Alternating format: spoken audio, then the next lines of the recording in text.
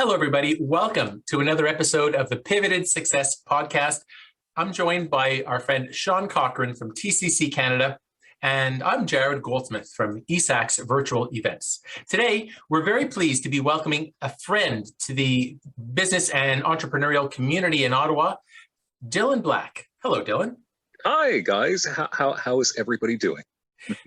Thank you so much. Now, I forgot to mention Dylan is part of Boom 99.7 and Yuck Yucks, in addition to helping out with various other communities, organizations in the city.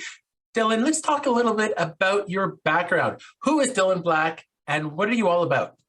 Who is Dylan Black? Well, I grew up in a town called Vankleek Hill, Ontario. And, let's fast forward a whole pile of years. I started my radio career in 1999 in Ottawa, and I've been here ever since, broadcasting on a ton of different radio stations, television as well. And my whole thing is charity, community events, and I just try to get out there as much as possible. And through good people like yourself, Jared, I've met many people through networking, and I know the importance of it. So getting out in the community and helping out, especially during these times, super important to me. Absolutely. And we'll be getting into it later about how you help out the community so much on social media. And if somebody doesn't know Dylan Black, they haven't lived in Ottawa all that long. Dylan, let's talk a little bit about how you personally were affected by COVID, and then we'll switch over to how the business side of you was affected. Well, personally, I mean, right out of the gate, the first thing that jumps into my head is I, like most of us, I put on some weight. So that's a personal side to it through COVID. When it began, I was bordering around, 195, 200, and now I'm around 230. And that's why I use this setup to make sure that, black shirts slim me and looking great, of course, today for this important podcast. But, I lost some employment. Through Rogers TV. I was hosting Daytime Ottawa, and because of COVID-19, it went on hiatus. Many changes through Yuck Yucks, of course, events like your own, Jared, on hiatus, in-person events. So a lot of income lost, of course, but, aside from just income, the difficult navigation of every day, just trying to stay healthy. And I have a 4-year-old and how do you handle that, and how do you keep him safe? And it's been definitely trying times right up to this moment, right? There's COVID scares almost every day amongst people I know in the community, and we're just trying to do our best to make sure that we don't fall apart here. Yeah. What about like other organizations and businesses that you've seen affected, Dylan? Because you've known so many people in the community over the years. What do you do when you see somebody's really struggling with their, let's say, in this case, their business or community organization because of COVID? My goodness. What do you do, right? I'm lucky enough to say that I'm not a small business owner. I'm affiliated to Corus Entertainment, which is Boom 99.7, and yes, Rogers TV, Rogers Communications, and the Yuck Yucks Comedy Club. But, speaking of Yuck Yucks, being affiliated to them, they are moving into their 5th location within the past year, not even a year. So they're just, you want to talk about perseverance and just being able to adapt. That's just one business that I can think of off the top of my head that is pivoting, is moving all around and trying to keep alive, right? And I've seen so many. You hear all these stories about businesses going out of business, having to close up shop, having to sell what they have left. You see it every day, every week, and I'm tired of seeing it. I wish we can get to a point where things are stable or businesses could come back, but I don't see it happening anytime soon. Quite honestly, it just seems like the numbers for COVID are they just don't go. It just doesn't go away. Yeah, no kidding. It's crazy how from the beginning you thought, oh, okay, well, just a couple weeks of lockdown, no big deal. Yeah. And here we are almost 2 years later, and it still continues on.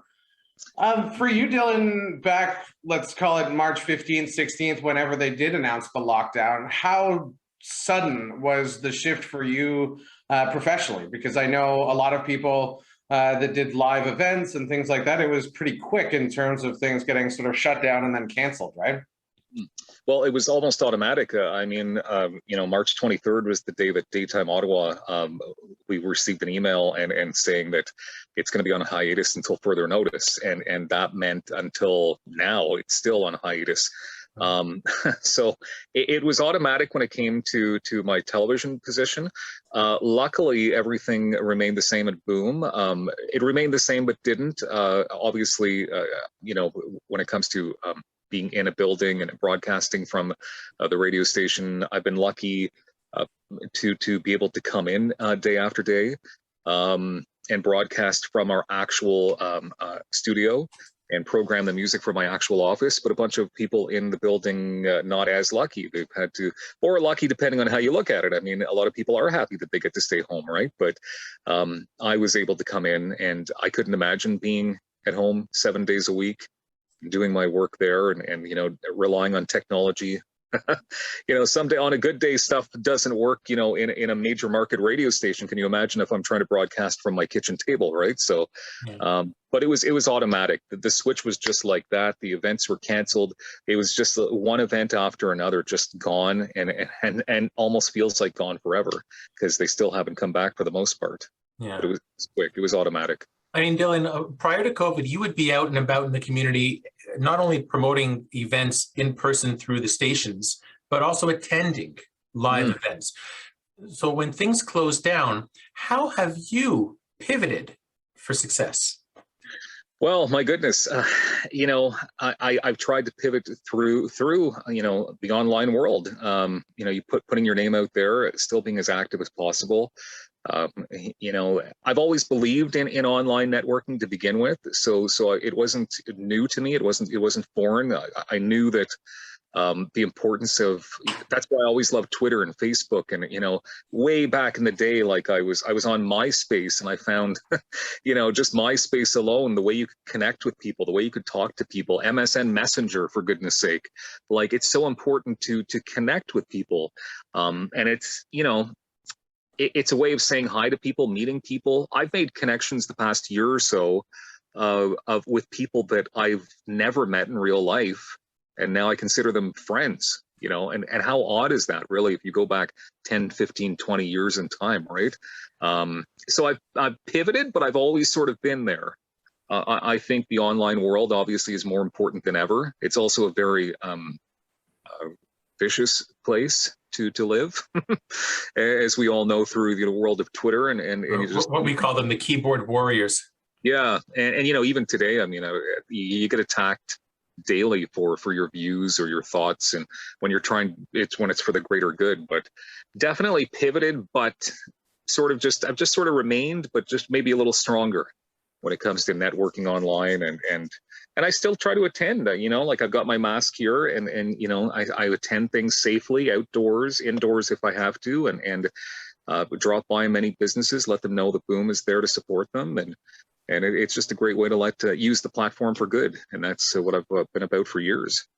Yeah, so for you guys, in terms of technology, I mean, I guess the technological shift wasn't that massive for you because you were able to come back into the office and work from there, but some of the other people that were less lucky, was there a struggle internally in terms of being able to flip that switch to online instead of in person?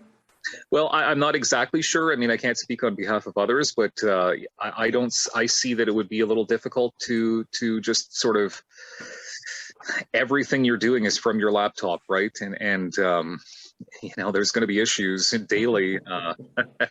I'm not a very technologically savvy guy myself. I mean, I make it look like I am, but when it comes to why does this work or why does it not work, I would be quite frustrated if things weren't working on a daily basis. But I've heard from some of my colleagues. I mean, they're tired of looking at their computer screens all day. They're tired of having meetings like this without seeing each other. So some people, it's more of a challenge. For me, I'm a little bit of an introvert, believe it or not. So it's okay for me to perhaps be alone in the office all day, because I'm inundated with people sometimes through my career and events and stuff like that. So it's okay, but I can see how it can be a little isolating and you're secluded or in your area, and if you don't go into work, like I get to go into work 5 days a week, like I can't imagine just setting up shop in my kitchen table, like I said, and just being there 7 days a week. it would be difficult. Yeah, no kidding. So for Dylan, there's one other thing I wanted to ask you about. I mean, obviously from the radio perspective, you've done well at keeping things on an even keel. But with Yuck Yucks, for example, I mean, I imagine they've been unable to hold shows for a very long time. So you mentioned that they were expanding, so that's pretty exciting. Have they started holding shows again, and are you performing live again? Yeah, so my role is behind the scenes at Yuck Yucks. I'm not like a comedian or anything, but they have, gone through long stretches of not being open, obviously with the shutdowns, and then when they have been open, there's been all these restrictions. And as I mentioned, they're coming into their 5th location in a year, because what's happening there is they were, I guess for better choice of words, evicted from where they were, their legendary spot on Elgin Street, because it was owned by another person. And my understanding is that person or the building, he basically said, I'm closing up shop, everybody out, including Yuck Yucks. So they had to move to Dow's Lake. And basically when they move to these locations, they're just creating these relationships with other business owners. And they're not really setting up shop in the traditional sense. They're sort of like, they're just sort of jumping on board with whatever's happening there already. So they can't make it their own. When they were done with Dow's Lake, they went to Trattoria, a restaurant on Preston. When they were done there, Live on Elgin. But Live on Elgin, as you know, has their own shows to put on. So now they're moving to the Marriott Hotel on Kent. Now, the reason why they can't have a permanent location is because of COVID, because they only are allowed to have 36, 50 seats per show. You can't make money. You can't pay $10,000 in rent per month. So they're just sort of jumping on to wherever until COVID's done. And then once COVID's done, perhaps they can, set up shop somewhere permanently. It's so sad to see for an organization like that that's been around for so long in this community too. And I mean, more than ever, I think people need a good chuckle since everything's so doom and gloom. So I love the resourcefulness to be able to sort of keep it flexible and move around as they can until they can get back to actually holding proper events again. So I'm hopeful that next year we should be able to see more of that. But who's to say? How many times have we said that, right? I know, and what a challenge. I mean, even today, the marketing campaign has begun for their new location. So every time you think that Yuck Yucks is in a certain spot, you have to figure out, no, they're not there anymore. You have to go to this location, that location, this location. So it's got to be a challenge because obviously there are owners, there are workers. They've been put out of work temporarily and they go back to work temporarily. And how do you make a steady income, right? So. And that's just that's the business that I'm associated with. But, you see this with so many businesses in the city to the point that many of them are going out of business completely, which is sad and terrible. But, as scary as that is, that leads us well into our next question is, how have you helped others to adapt? We see you often on social media. You have your sponsor or shout out Saturdays for small business. Can you talk a little bit about how you've helped people to adapt? Well, so I go back to social media, right? And we always talk about supporting local, but the reality is, and myself included, like, I make a broadcasting salary, and it's not like I'm not rich by any means, and so I can't support as many places as I'd like to financially. But if you do have a social media platform and you have a voice, talk about those businesses, talk about them, get people to share stuff, take pictures. Post pictures, do what you can, right? But through Boom, I've been very lucky that they allowed me to create something called Shout Out Saturday, as you mentioned, and it happens on Boom on Saturday mornings from 9 a.m. to 2 p.m. And basically, if you have a small business, we will mention you. And we have a very strong listenership. There's no charge to this. We just want to help. So no matter what your business is, we will mention you on air, and I've heard from many businesses that it's helped create business for them, and it makes me feel really good. It's a very busy morning on Saturdays because a lot of submissions come. It's good and bad. A lot of submissions come in because the need is there. But and I will just rhyme off as many as I possibly can, short blurbs perhaps if it's available, and hopefully it helps drum up some business for some folks. Yeah, you touched on many important points, one of which was, if you can't buy or purchase from an organization or a small business, mention them, do a testimonial, shout out on their own platforms. Yeah. But most people don't. And I'm struggling to understand why that is. I think it's just maybe a lack of misunderstanding. They don't know that they can do that, or that they should do that, or it's something that could help. I think through my teachings of being in media over the past coming up to 25 years next year, since I started my media career, a quarter of a century, I just know that this, social media and the importance of sharing and the importance of how you make your posts, that's what will get people eyeballs on them, right? So through podcasts like this, I mean, it gets the word out. That's so important. To mention other people on your social media. Like it's not a hard thing to do. You're on your phone anyway, looking at social media. You may as well, like, once a day, talk about your favorite business. And I think the more people that get that and use social media for positive forces instead of negative, perhaps a lot of businesses could be helped out. I think, anyway. I think sadly a lot of people don't realize the amount of value something as simple as a quick post can be. Because you just you churn through so much in a day. What's the difference? What's one extra post? But for small businesses, they could make a massive difference. And if you have 5, 10, 15 people doing that, a really big difference. So, it's just the little things that we can all do to help each other and just show that we're here for each other, because this is tough for everybody, right? Totally agree. And like through Jared's events, and I think I've mentioned this a bunch of times when I'm seeing them, is say there's 200 people there. And if those 200 people made a post, and I know Jared knows this because he's all about social media at eSAX, 200 people, say everybody has 500, 1,000 friends. If everybody in that room made a post and all their friends saw that, and then their friends saw that, you could hit thousands, hundreds of thousands, millions of people. I mean, that might be a little bit much, but if people just shared, it's so important. I've done events where there's 10 people. Well, if you're there to network, get this online, tag me, tag your friend, tag who the person you're sitting with beside, and they'll share it and it'll spread around. That's why you're here. Absolutely. That's really, really important. Now, Dylan, what are you most excited about? Let's talk maybe 6 months to a year down the road. It could be personal, business, whatever you feel like talking about. Well, I do have a 4-year-old, and his name is Maxwell, and he's the absolute love of my life. And, I'm excited to, recently he's got into wanting to go to the Halloween store. This is just popping into my head, like one of the things that I'm excited about. He has to wear a mask, and he's afraid, don't touch this, don't put on masks. Who knows who's put that on before? Look out for this person. Look out for, don't get too close. We go to the playground, right? And, there's kids everywhere, and kids are kids. And kids will be kids, and they don't know enough to stay away from each other, but you're constantly reminding, stay away, keep your distance. I want him to be free. I want him to not remember this stuff. I want him to be a kid like we were, right? And just run around the store and don't worry about masks, and don't worry about covering your, it keeps falling off his little nose, and I keep reminding him. I just want it to be normal again, like the pandemic slowed me down quite a bit. And I think I needed that because I was working 7 days a week. So yes, I want it to be a new normal.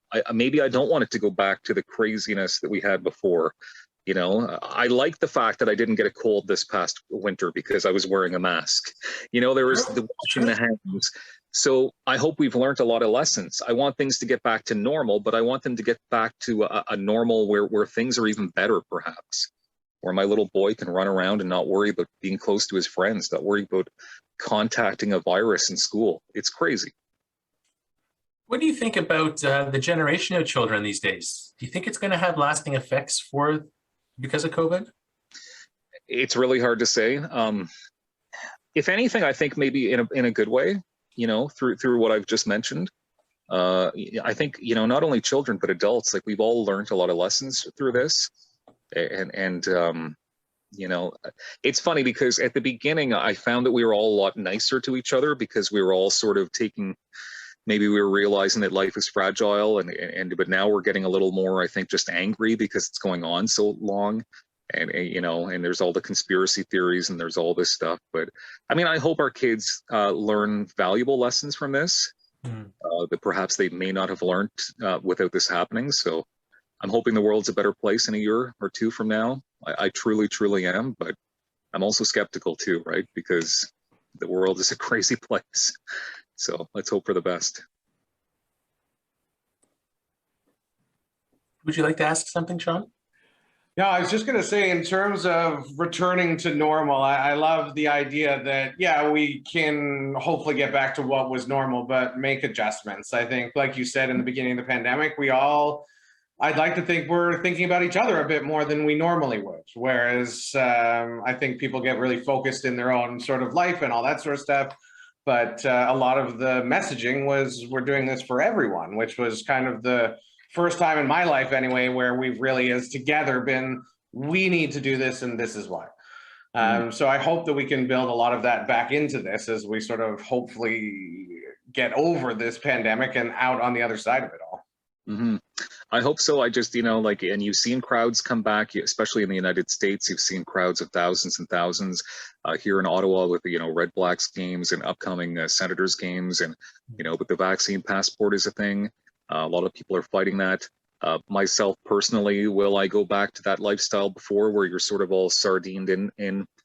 I hope I'll be comfortable enough, but then at the same time, like I was mentioning, the lessons that we've learned, perhaps I'll have to pick and choose the events that I say yes to, because I need to feel safe. And like I go back to little Max, he's not vaccinated, right? He's 4 years old, and it's where I go, I have to think of him, because the next day he's going to be jumping on me and I'm going to be breathing on him, and I've got to be careful. It's not just about me. It's not just about my vaccination status. It's about his life and his health. Yeah. I mean, now that Max is getting a bit older, Dylan, what does your personal future hold? Sorry, what is my personal future hold? Personal future, yeah. Like you were talking a little bit about, you're going to have to pick and choose the events you attend, but I don't know. Like it's a good question, because I'm kind of not there yet, right? I mean, things have opened up, but they haven't opened up. Like next time there's an eSAX, let's say, right, an in-person eSAX, if you decide to hold those again, I definitely need parking. That's number one for all events. No, but I mean, it's so hard to say. I have had an opportunity to be invited to a number of things. I'm very grateful when people invite me, they think of me, but I've had to say no. Because now it's difficult for me to give up full evenings. It's difficult for me to drive to the other side of town or this and that after my long work day. And I have to think about my time with Max. I have to think about my time with friends. And I know, Jared, you've fallen victim to this as well, because you've asked me to do things. And it's hard for me to fit stuff in because life is thankfully busy. But what will it be like? There was an opportunity for me to possibly go to the fall festival edition of RBC Blues Fest next weekend, and I was on the fence about it. Not saying that it's not safe, but there's still 5,000 people there, and I've got to think about my little boy. I've got to think about my own health. Yeah, well, so, Sean also has a newborn. Or how old now, Sean? She's 3 now, but still feels like a newborn. But no, I don't know. It's one of those things, because I mean, it's not like we talk about things reopening and things being more normal, but realistically, they're not normal yet, because the risk is still there. It's maybe lesser, especially if you're vaccinated and so on, but it's not gone. So it's not like you can just switch this off and be like, well, I can go to that big group because who cares? And I think even when we're on the other side of this, I think people are going to think twice now about like, well, I don't really want a cold or a flu or something. And if I'm jammed in with all these people, it's pretty likely. Because like, honestly, I never thought about that before. I never thought being in a really small enclosed environment that would get me sick, but of course it could. So yeah, and I think people have sort of now set in their ways. They're either busting and they want to do stuff, so everybody's going to go crazy, or if you're like me, now I realize, like I prefer to save money. I prefer to be at home watching Star Wars. I prefer to, yeah, exactly. Like it just feels safer. And at the end of the day, I've saved some cash, but I also want to be able to get out there and support people and continue to network, as I was talking about before, because that's so super important in my business. And I think any business, quite honestly. So when things are finally open, I think I will still be the same I think I'll be a little different, actually. If I can change my mind mid-sentence there, I think I won't. I don't think I'll take on as much, quite honestly. I think that I've sort of enjoyed, for a better choice of words, the last 18 months, meaning like it's been a little quieter, and I've slowed down a little bit, and I think I've reevaluated what's most important to me.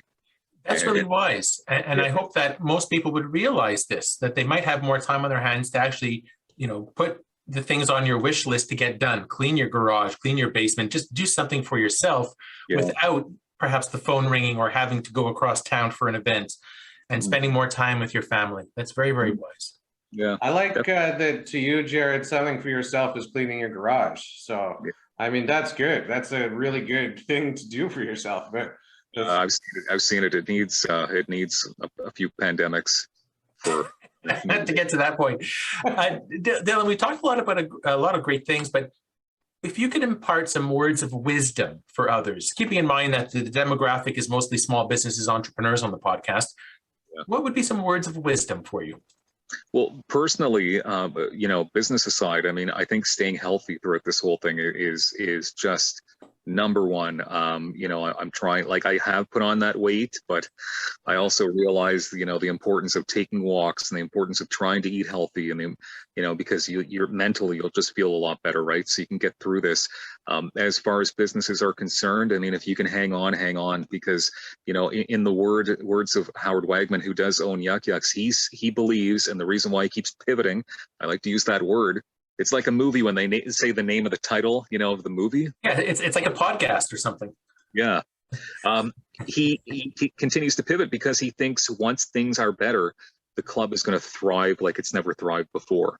So I'm hoping that a lot of businesses, if they can hang on, that at the end of this, the pot of gold, at the end of this rainbow, or whatever you want to call this, at the end of the storm, there's a pot of gold, and businesses will thrive more than ever, and dreams will continue to come true. So I hope that for everybody, and that's why I'm trying to do my part in whatever way possible to support and just to try to be there for friends and strangers and whoever reaches out to me.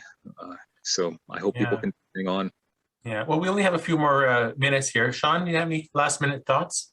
No, I really appreciate you joining us, Dylan. I mean, it's nice to hear a perspective. I know your life still has business elements to it, but from the sort of more public facing side of everything. So it's interesting to see how things change for you and how you were able to sort of pivot, so to speak, and handle it.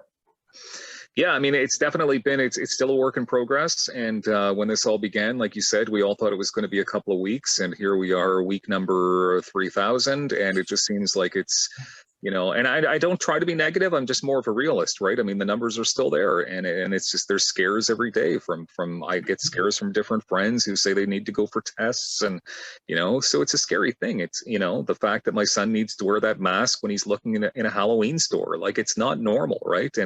And I just, my goodness, this needs to get better so we can all just continue with our lives. Dylan, the community is so happy and pleased that you're here to actually offer your support. So keep up the great work, because it's people like you who help other people stay in business. So thank you for everything you do. But if I didn't have this platform through radio, TV, the comedy club, but through amazing friends like yourself, I wouldn't be able to say the things that I want to say and or help in the ways that I do. So thank you for your continued support. Jared, you've been one of my greatest supporters for 6, 7, 8 years now. And I can't thank you enough for all you do. So, well, thank you, Dylan. Now, Dylan, how could somebody get in touch with you? If, let's say, they would like you to do a shout out for them, how can they reach you? It's very simple. I mean, I'm all over social media, Facebook, Twitter, Instagram, TikTok, I'm there, right? And those are ways to find me. I'm addicted to my phone, absolutely addicted. That's a problem for sure. But email Dylan@boom997.com is a good way to contact me, of course, through the website. But I check all platforms continuously. So if I don't respond to you, I've either already muted you because you've been rude to me, or I haven't gotten it. So I've muted a few people recently. So Yeah, I'm very, very easy, very approachable, very, it's not hard to get a hold of me. Perfect. Well, thank you so much, Dylan. And today on the Pivoted Success podcast, hosted by Sean Cochran from TCC Canada, myself, Jared Goldsmith from eSAX Virtual Events, we were very pleased to be joined by Dylan Black from Boom 99.7 and Yuck Yucks Ottawa. Thank you very much, Dylan. Thank you, guys. I appreciate this opportunity. Have a good day.